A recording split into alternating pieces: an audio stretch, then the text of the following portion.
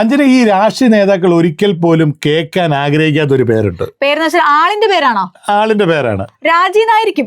ഈ രാജിന്ന് പേരിട്ട പെൺകുട്ടികളൊക്കെ എന്ത് ചെയ്യും? ഒന്നും ചെയ്യാൻ പറ്റത്തില്ല. ഇപ്പൊ ഈ രാഷ്ട്രീയത്തിൽ രാജിവെക്കുക എന്നൊക്കെ പറയുന്നത് സർവ്വസാധാരണമായ കാര്യമാണ്, സ്വാഭാവികമാണ്. ഇപ്പൊ നമുക്കറിയാം, എല്ലാവർക്കും അറിയാം, ലോകം മുഴുവനും ഇപ്പോൾ ചർച്ച ചെയ്യുന്ന ഒരു അന്താരാഷ്ട്ര പ്രശ്നം ബംഗ്ലാദേശ് പ്രധാനമന്ത്രിയായിട്ടുള്ള ഷെയ്ഖ് ഹസീന രാജിവെച്ചതും രാജ്യം വിട്ടതായിട്ടുള്ള കേസ്. യെസ്, അത് തന്നെ. അപ്പൊ ഇതിനൊരു മൂല കാരണം എന്തെന്ന് വെച്ചാല് 1970 ബംഗ്ലാദേശിന് സ്വാതന്ത്ര്യം കിട്ടിയത്.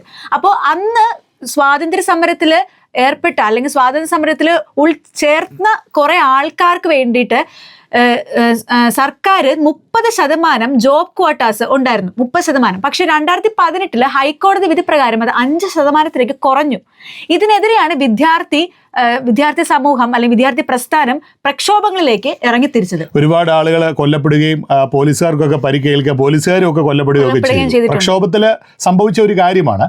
പക്ഷെ ഇവിടെ നമ്മൾ മനസ്സിലാക്കേണ്ട ഒരു കാര്യം, ആ രാജ്യത്ത് അത്തരം കാര്യങ്ങൾ നടന്നപ്പോൾ അയൽ രാജ്യങ്ങളെയൊക്കെ അതെങ്ങനെയൊക്കെ ബാധിക്കും? സാമ്പത്തികമായി ബാധിക്കും, ജോലിയിൽ പ്രശ്നങ്ങളുണ്ടാകും. ഇതൊക്കെ മറ്റൊരു രാജ്യത്തെ കൂടെ ബാധിക്കുന്നതായിട്ടുള്ള ഒരു കാര്യമാണ്.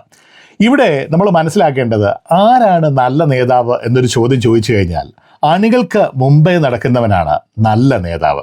ഒരു നല്ല നേതാവിന് വേണ്ട ഏറ്റവും നല്ല ക്വാളിറ്റി എന്ന് പറയുന്നത് ദീർഘവീക്ഷണമാണ്.